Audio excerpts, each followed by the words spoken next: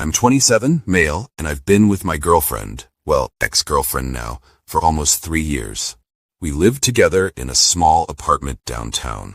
I worked long hours as a software developer for a startup. You know how it goes. Late nights, constant pressure, but it paid well enough to keep us comfortable. My girlfriend, Qley, worked part-time as a waitress while finishing her degree, and things seemed fine. I had no reason to question our relationship. We had arguments like any couple, but nothing out of the ordinary. At least that's what I thought, until last Tuesday. I got off work earlier than usual that day. My boss had a meeting canceled, and I figured I could surprise Qley with her favorite takeout and maybe even go for a movie afterward. It was one of those rare nights where we both had some time to relax. It'd been a rough couple of months. She was stressed with her final exams, and I was buried in work. I just wanted to remind her that we were in this together, no matter how hard things got. I parked outside our building, takeout bags in hand, and felt good for the first time in a while. But as I climbed the stairs, I noticed something strange. The door to our apartment was slightly ajar. My heart did that weird thing, where it skips a beat, then thuds in your chest like it's trying to escape. I stepped in, quietly. I could hear voices. Hers, obviously. But there was someone else. A guy, for sure. At first, I thought maybe one of her friends had come over. It didn't really make sense, but I didn't jump to conclusions. At least, not yet. I walked in further, through the short hallway that leads to the living room, and then I heard it.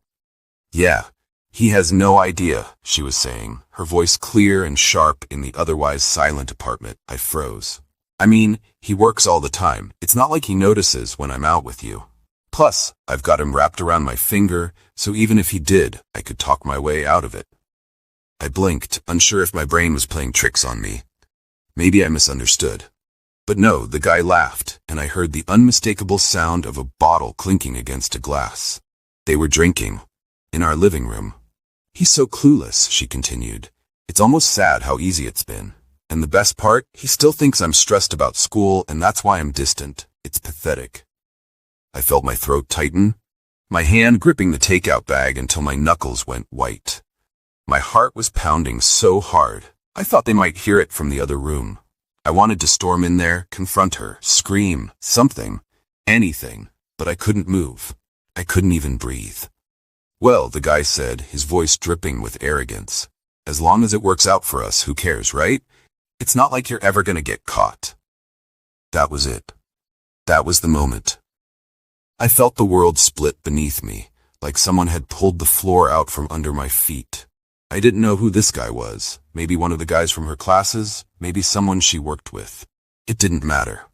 What mattered was that she'd been cheating on me for God knows how long, and she was sitting there, laughing about it, like it was some kind of joke.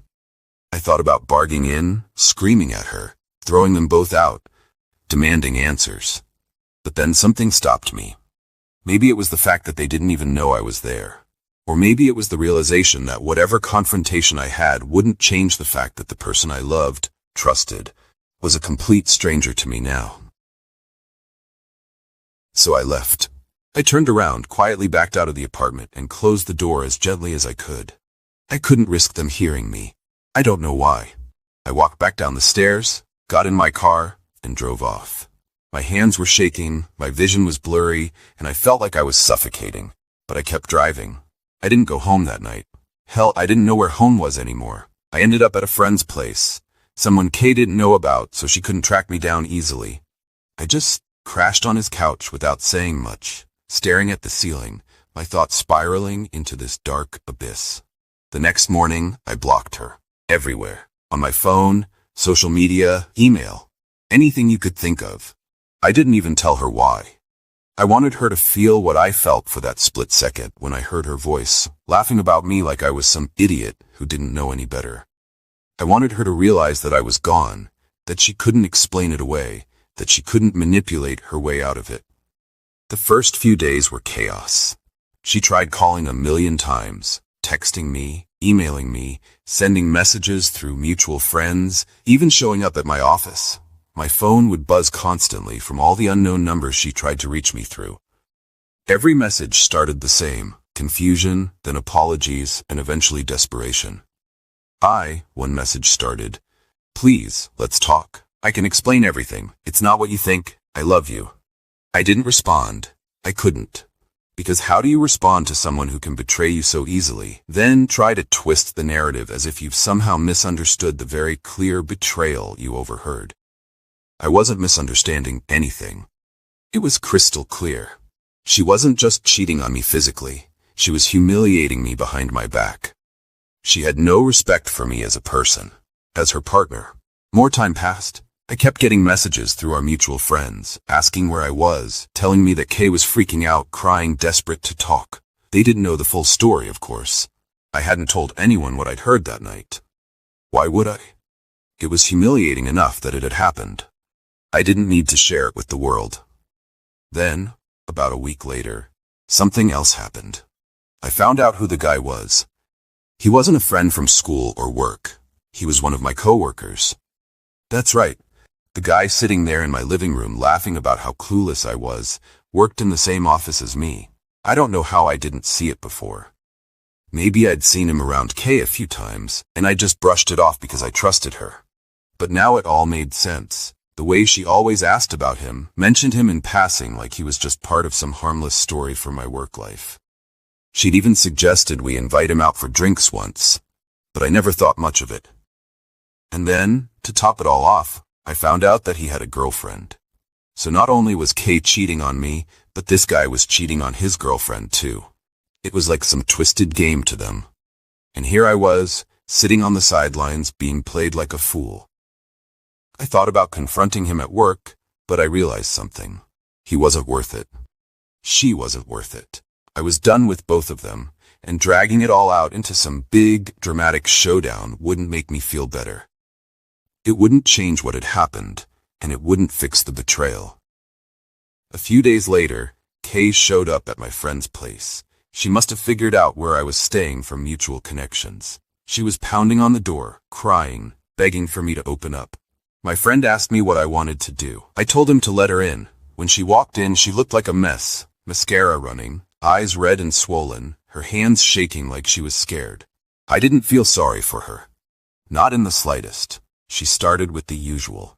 Apologies, promises that it was all a mistake, that she was confused, that the other guy didn't mean anything, that it was just a moment of weakness. But the more she talked, the more I realized she was still manipulating me. Still trying to control the narrative. She didn't even fully admit to the affair at first, instead saying things like, "It wasn't like that, and I never meant to hurt you." Finally, I cut her off. "I heard everything," I said, my voice eerily calm, even though my insides were boiling. "I was there that night. You didn't know, but I was there, listening to you laugh about me."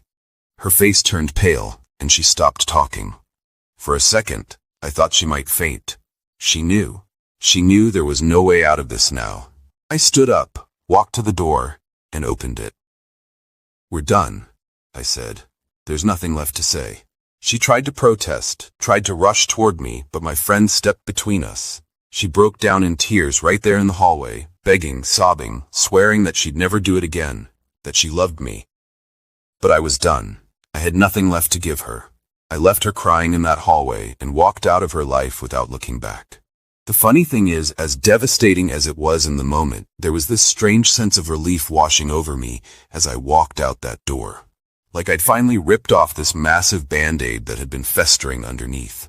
Sure, there was pain, raw, intense, soul-crushing pain, but the weight of all that deceit and humiliation was gone. I wasn't being played anymore. I was done being the fool. After that day, she stopped trying. The calls, the texts, they all dried up. I think she finally realized there was no getting me back. Maybe she moved on to someone else.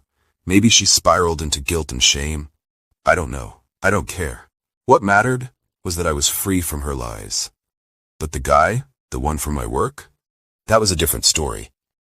See, I thought about leaving the job altogether. But why should I?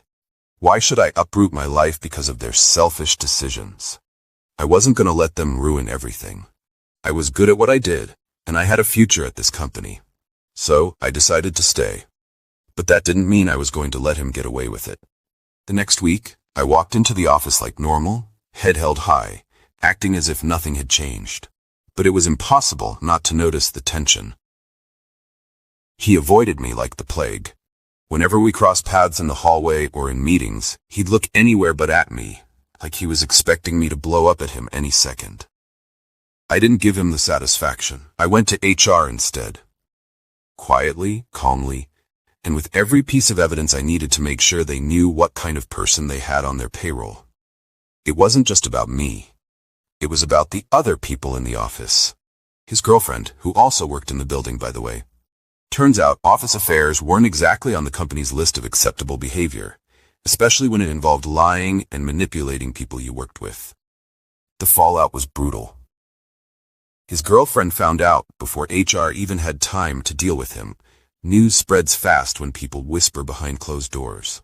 By the end of that week, he was gone. Fired. Reputation trashed. And me? I kept my head down, focused on my work, and made damn sure no one thought I was the type to be messed with again. I didn't feel like a hero, though.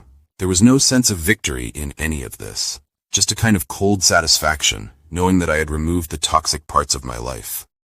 What surprised me most, though, was how little time it took to move on.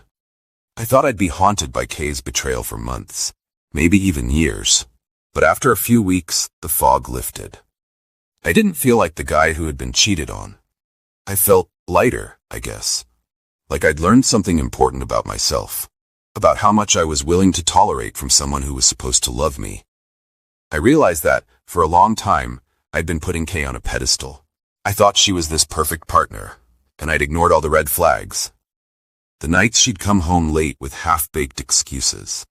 The times she'd pull away when I tried to get close. I'd ignored it all because I didn't want to face the truth, that our relationship had been broken for a long time, and I'd been too blind to see it.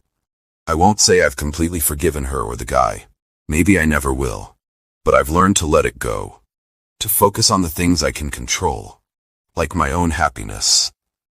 And yeah, trust is harder now. It'll probably take a long time before I can fully trust someone again. But that's okay. I'll get there. If there's one thing I've learned from all this, it's that people can be incredibly selfish, but they can also be resilient.